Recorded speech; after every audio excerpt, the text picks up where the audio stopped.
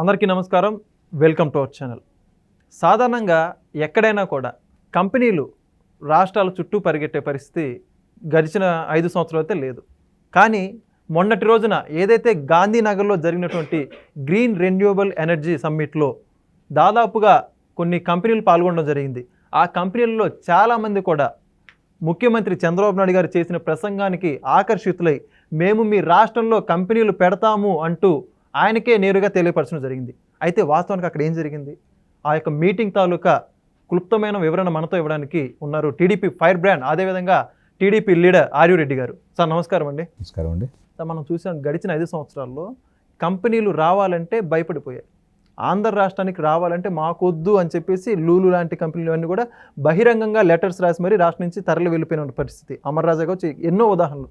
అటువంటిది ఏదైతే గాంధీనగర్లో చంద్రబాబు నాయుడు గారు పాల్గొన్న మీటింగ్లో ఆయన ప్రసంగానికి ఆకర్షితులే ఎట్టేటప్పి మీ రాష్ట్రానికి వస్తున్నాం, పెట్టుబడులు పెడుతున్నాం అని చెప్పి చెప్పడం జరిగింది. అసలు అక్కడ ఏం జరిగింది, ఎలా అర్థం చేసుకోవాలి? రాష్ట్రంలో పెట్టుబడి వెళ్ళు రానుంది అంటారా? రాష్ట్రం మీద మక్కువ, ఈ తెలుగు రాష్ట్రాల యొక్క ప్రజల మీద అభిమానం కానివ్వండి, ఈ గాలి అంటే ఆయనకి ఇష్టం, ఈ మట్టి అంటే ఆయనకి ఇష్టం, ఈ ప్రజలంటే ఆయనకి ప్రాణం. దానికోసమే 96 నుంచి కూడా మనం చూసుకుంటే కనుక, ముఖ్యమంత్రిగా కూడా తీసుకుంటే కనుక ఆయన ఎప్పుడూ కూడా అభివృద్ధి అభివృద్ధి అభివృద్ధి ఆయన నినాదం ఎప్పుడు కూడా. అందుకే ప్రజల వద్దకే పాలన, ప్రజల కోసమే నేను ఏదైనా చేయాలని అభివృద్ధితో కూర్చాను. మనం ఆనాటి ఉమ్మడి ఆంధ్రప్రదేశ్లో చూసుకుంటే కనుక ఒక చక్కటి ఉదాహరణ, ఆయన ముఖ్యమంత్రిగా బాధ్యతలు స్వీకరించగానే మనకు మొట్టమొదటిగా కనిపించింది హైటెక్ సిటీ. అవును, బిఫోర్ ప్రభుత్వాలు ఏదైతే చేశాయో దానికి భిన్నంగా హైదరాబాదు సికింద్రాబాదు ఉండేదానికన్నా థర్డ్ సిటీ అని ఒకటి తయారు చేసినాడు. దాన్నే సైబర్ సిటీ చేసిన ఘనత. ఎన్నో విధాలుగా ఆయన్ని మాట్లాడడం కానివ్వండి, విమర్శించడం కానీ, పొలిటికల్గా విమర్శించడం కానీ దేనికి కూడా వెనకడుగు వేయకుండా ఆయన ఒక విజన్తో, ఒక 2020 విజన్ అని పెట్టుకొని ఆ రోజు ఆయన ఒక టెక్నాలజీని తీసుకొస్తే ఈరోజు ఆ టెక్నాలజీ ఈరోజు ఏ స్థాయికి వెళ్ళిందో అనేది మనం చూడాలి. ఈరోజు మారుమూల గ్రామంలో పుట్టిన వ్యక్తి కూడా ఈరోజు ఒక అమెరికా లాంటి ఒక సుప్రసిద్ధ దేశమైనటువంటి సుప్రసిద్ధ కంపెనీల్లో కూడా ఉద్యోగాలు చేసుకుంటా ఉన్నారు బికాజ్ ఆఫ్ చంద్రబాబు నాయుడు గారి వల్ల. ఎందుకంటే ఈరోజు ఆ ఐటీ సెక్టార్ని తీసుకొస్తే ఈరోజు ఎన్ని లక్షల మంది ఉద్యోగ అవకాశాలు వచ్చినాయి అనేది మనం గమనించాలి. అంటే అది నాయకుడి యొక్క ప్రతిభ. ఆ నాయకుడు ఎప్పుడూ కూడా నిత్య కృషివలుడు. ఈ రాష్ట్రాన్ని ఏ విధంగా డెవలప్మెంట్ చేయాలి, ప్రజల్ని ఏ విధంగా అభివృద్ధి చేయాలి, జీరో పవర్టీ నుంచి మళ్ళీ రాష్ట్ర ప్రజల్ని హై స్థాయికి ఎలా తీసుకురావాలి, అట్టడుగు స్థాయిని కూడా ఒక అందరానికి తీసుకెళ్లే వ్యక్తి గౌరవ నారా చంద్రబాబు నాయుడు. ఆయన ఎప్పుడూ కూడా 24 గంటలు నిత్యం కూడా ఈ రాష్ట్రానికి ఏం చేస్తే బాగుంటుంది, ఇక్కడ ఉండే యువతకి ఏం చేస్తే బాగుంటుంది, ఇక్కడ ఉండే రైతులకి ఏం చేస్తే బాగుంటుంది, ఇక్కడ ఉండే సామాన్య ప్రజానికి ఏం చేస్తే వాళ్ళ యొక్క జీవన విధానాలు మెరుగుపడతాయనే ఆలోచనతోనే ఆయన యొక్క ప్రతి అవకాశాన్ని కూడా తీసుకుంటా ఉన్నాడు.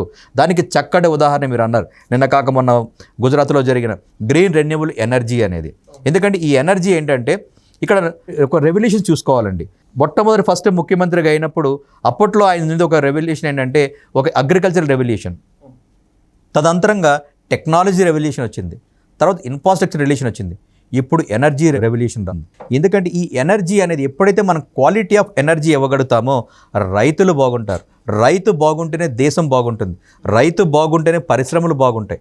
ఎప్పుడైతే మీరు ఒక క్వాలిటీ ఆఫ్ ఈ గవర్నెన్స్ ఇవ్వగలుగుతారో వ్యాపారస్తులు కూడా ఆ రాష్ట్రానికి రావడం జరుగుతుంది. మీరు అడిగిన ప్రశ్నలు ఇందాక అన్నారు, గత ప్రభుత్వంలో ఈ యొక్క రాష్ట్రానికి రావాలంటే కనీసం రావాలన్న ఆలోచన కూడా రానింతగా తీసుకొచ్చిన పరిస్థితి ఆనాటి పాలకులది.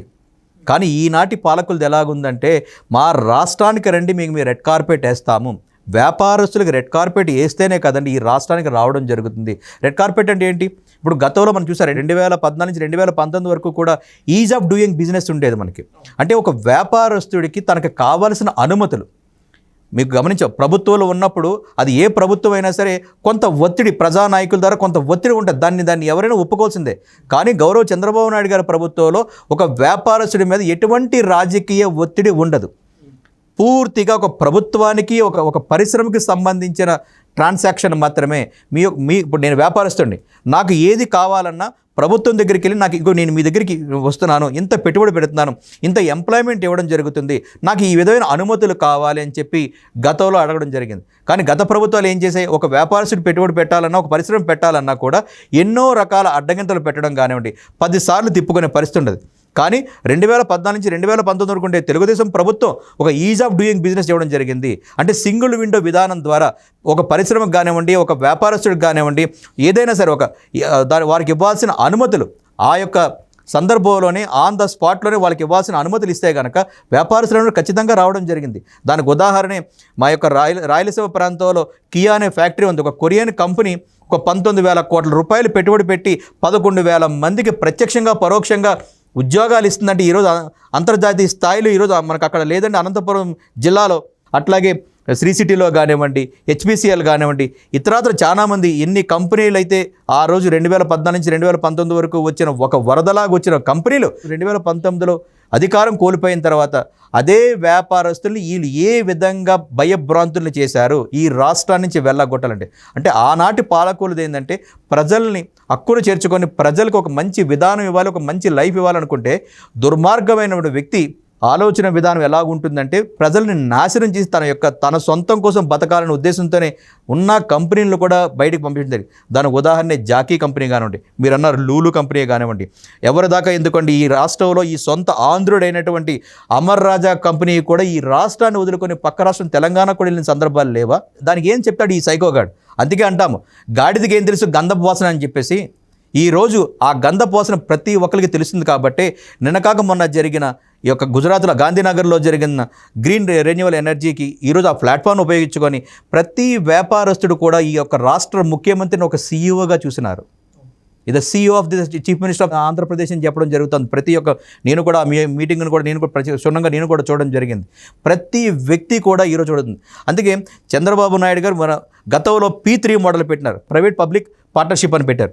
ఈరోజు public private people partnership P4 మోడల్ని తీసుకొచ్చినారు. అంటే ప్రజల్ని కూడా దీంట్లో మమేకం చేసినారు. అది కన్నా ప్రతి ఒక వ్యక్తి సంకల్పం ఎట్లా ఉంటుందంటే 10 మంది కలిసి అది సమూహం, ఆ సమూహం కలిస్తేనే ఈ యొక్క ప్రతి ఒక్కరు కూడా అభివృద్ధి చెందారు. ఆ యొక్క P4 మోడల్తోనే ఈరోజు రాష్ట్ర పరిపాలన నడుస్తూ ఉంది. అట్లాగే ఒక T4 అని చెప్పి పెట్టుకున్నారు. అంటే ఏంటి? Trends, transformation, technology, trade. అంటే ఏదైనా సరే ఒక ట్రెండ్ని మనం ఒక ట్రేడ్ని తీసుకొని రావాలి. దాన్ని మనం ఒక టెక్నాలజీతో అనుసంధానం చేసి ట్రాన్స్ఫార్మర్ చేసి ఆ ట్రాన్స్ఫార్మర్తో వచ్చిన ఏదైతే ఒక మెటీరియల్ ఉందో దాన్ని ట్రేడ్ చేస్తే మనకి ఇక్కడ ఆర్థిక పురోగతి చెందుతూ ఉంది, మనకి ఒక ఏదో సంపద కూడా సృష్టించవుతుంది. అలాగే ఈరోజు గ్రీన్ ఎనర్జీని ఒక రెవల్యూషన్ తీసుకొచ్చినారు.